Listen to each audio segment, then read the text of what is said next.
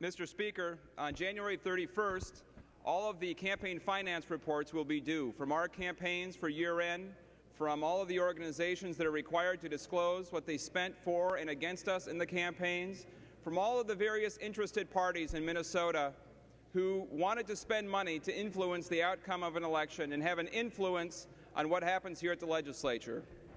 There will be some groups, however, who will not need to disclose how they got their money, who gave it to them, or how they spent it. Those groups are so-called nonprofit corporations, 501c4s, who can use a loophole in Minnesota's campaign finance law to avoid disclosing the sources of their contributions.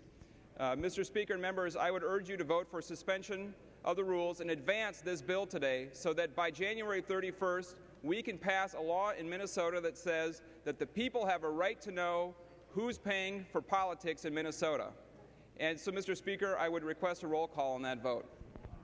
A roll call has been requested. Do I see 15 hands? Seeing 15 hands, there will be a roll call. Discussion on the motion. Mr. Speaker, I still had the floor. Yep, go ahead. Thank Representative you, Mr. Winkler. Speaker. Members, we don't know how much money is being spent in our campaigns because these organizations do not have to disclose. They're not Republican organizations, they're not Democratic organizations. They're just people who collect vast amounts of money and spend it in our campaigns. Reports are up to $12 million in independent expenditures in just Minnesota House races. After the experience our constituents have had with piles of mail, very questionably questioning the honesty of our members, the integrity of our members, this body should take action now to pass this bill so that people know who paid for it. And it's especially important that we do this at the beginning of the legislation so that people can look at our actions over the next 5 months and over the next session and decide whether we were following the interests of the people or whether we were following the interests of those who paid for the campaigns that brought us here. Mr. Speaker, at our opening day, you looked out on the faces of the new members and you said that you thought that they should change the Minnesota House of Representatives instead of having the legislature change them. The question I would have for you, new members, is don't your constituents have a right to know who paid for your campaign? Don't they have a right to know who put all that mail into their mailboxes? Don't they deserve to know who's paying for influence at the state capitol? Don't your constituents deserve a representative who represents them? This is a choice, members. It's a choice to decide if you as a new representative want to represent your constituents in your district or if you want to become another politician who is just simply influenced by the big money that's drowning out the voice of the people. We need to act now, members, in order to have the information our constituents need to evaluate our actions here at the Capitol over the next 5 months and over the next 2 years. If we don't act now, that money stays secret. We continue to make decisions, and our constituents will be left in the dark. So, members, I would ask for a green vote. On the motion to suspend the rules, the member from Anoka, Representative Sanders. Thank you, Mr. Speaker and members. Members, I urge a red vote on this. I'm very honored to be the chair of the Government Operations and Elections Committee. We have not even had a meeting yet this session. I trust that Representative Winkler has probably put in a hearing request for this bill. But members, we also have, I think, somewhere around 26 members that are brand new to this body. And we have a more senior member putting a motion on the floor to say the committee process isn't important, what the public has to say isn't important on this bill, and we should just bring it up now and take his word for it that it's the right solution for Minnesota. So members, I ask that you respect the process and respect the Minnesota House, and that we vote no on this motion. Any further discussion on the motion to suspend the rules? The member from Hennepin, Representative Winkler. Mr. Speaker, Representative Sanders, you're right. It would be nice to go through the proper committee process. The problem is that won't result in a bill that results in reporting on January 31st, which is the deadline for everybody else except these few organizations that want to have a special exception to the law just for them, just for their donors, to hide the money. So it would be good if we could do this. But members, this bill has come to this legislature many times. The Senate has passed this bill. If we move today, we can put on record right now that the Minnesota House of Representatives believes that our constituents deserve to know who funded campaigns and that we are not subject to the special interest influence of secret money and backroom deals that makes so many people so distrustful of the things that we do here. If you believe that the public should trust you in what you do, vote green on this bill. The member from Anoka, Representative Sanders. Thank you, Mr. Speaker and members. You know what? Nobody wants to have secret money, backroom filled doors, and we need to take this this sort of discussion through the proper channels, through the proper discussion. The DFL was in control of both the House and the Senate during the last biennium. There were folks on both sides of the aisle that did not think that this bill was ready for prime time, and I do not believe that bringing this bill forward today without going through the proper channels, without having the proper discussion, without allowing the public, our constituents, to weigh in on this bill is the proper thing to do to have and set forth the best policy for the state of Minnesota. So members, I ask for a red vote and urge members to move on through the actual process. Thank you.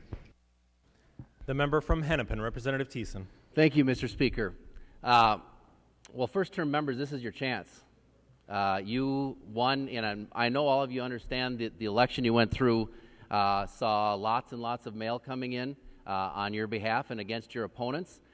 We don't know where that mail came in. I do know, however, that Minnesotans didn't like it. I think every one of us who went through one of those elections understands that Minnesota did not like it, and they, more importantly, don't like the lack of transparency. Now, you're going to be taking lots and lots of votes in the next several months about a lot of issues that affect Minnesotans. I would note that the very first bill that the House Republican caucus put out was corporate tax cuts. Not surprising, but that's the very first bill. That shows exactly what the priorities of this new Republican caucus are going to be. And I think your constituents deserve to know who spent $100,000, $200,000, $300,000 to get you elected. Because I'm sure what they're going to find out is a lot of folks with those same corporations that are benefiting from House File Number 1. We know that the Minnesota Action Network, Norm Coleman's organization, is already spending money right now against Democrats in a number of districts. We need to know where that money is coming from. We need to know who the donors, the sponsors of Norm Coleman are. We know that the Jobs Coalition spent lots and lots of money in the last election to defeat Democrats and to support Republican campaigns. And the same thing can, quite frankly, can be said about Democrats. The bottom line is our constituents deserve to know this. We're all about transparency in this body. That's what the Speaker said on the very first day. We want to understand exactly what's going on. We want our politics to be as transparent as possible. Well, first-term members, this is your chance. The very first vote, the very first substantive vote you're going to take on the House floor is whether your constituents deserve to know who is spending money in your campaigns. I think they ought to know. I think there absolutely ought to be a yes vote, and we can move forward on this. The member from Olmsted, Representative Quam. Thank you, Mr. Speaker, members, and welcome freshmen. And I know many of you maybe have not had a committee meeting yet, and I really hope that we give you a chance to get acclimated, hear bills in committee, listen to your constituents, and sort of build up that knowledge so that when we do debate an important bill, that we have had time for the input from your constituents and the people of the state of Minnesota. So in welcoming the freshmen, I would hope that we'd vote red on this. The member from Hennepin, Representative Pepin. Well, thank you, Mr. Speaker and members. Turned into a lively debate, unexpected. I would encourage you to vote no on this bill. House File 43, I remember last session, I believe the same bill, not the same number perhaps, but the same bill was introduced by Representative Winkler, and that was when the Democrats controlled the House, the Senate, and the governor's office, so it probably could have passed last year if it were in the appropriate shape. And I remember spending a great amount of time going through a bill very similar to this one. Members, this bill has time to move through the committee process if the chair so desires. I think there's a lot of issues that need to be discussed with this. Let's follow the committee process. Let's go through, find out, and argue the bill, the merits and the maybe not merits of the bill. And I just want to point out, Mr. Minority Leader, House File 1, it's a job-creating bill. We need some of those. We need good jobs in Minnesota. We're moving forward with that. With that, Mr. Speaker and members, I would encourage a no vote on the Winkler motion. The member from Hennepin, Representative Thiessen. Thank you, Mr. Speaker. Just a few quick things. The urgency here is that we want to be able to understand what happened in the 2014 election, and the difference between last year and this year is we've now all gone through a cycle, an unprecedented election cycle, where people got a stack of literature, this thick in any number of districts, 20, 25 districts. This was a very different election than we've ever had in the state of Minnesota. Minnesotans didn't like it. They didn't show up to vote because of it, and we need to change that. And I hope that the Speaker and I and everybody on each side of the aisle can figure out in the next 2 years about how we engage our citizenry, because 50% turnout doesn't really work, and I think the kind of politics that we're trying to get at here is what happens there. But the most important thing is there is an urgency here so we can find out what happened in the 2014 election. And if you want to take the vote, members, this time that you want to hide the folks that spent money on you, you can take that vote today. That's absolutely okay. That's your prerogative if you want to wait for the process to go forward. But the fact of the matter is, if you wait, if you don't take up Representative Winkler's bill today, we won't have that chance, because January 31st is coming up very quickly. Any further discussion on the motion to suspend the rules? Seeing no further discussion, the clerk will take the roll.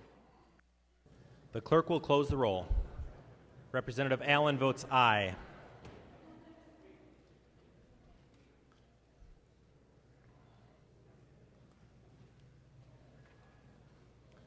There being 54 ayes and 76 nays, the motion to suspend the rules is not adopted.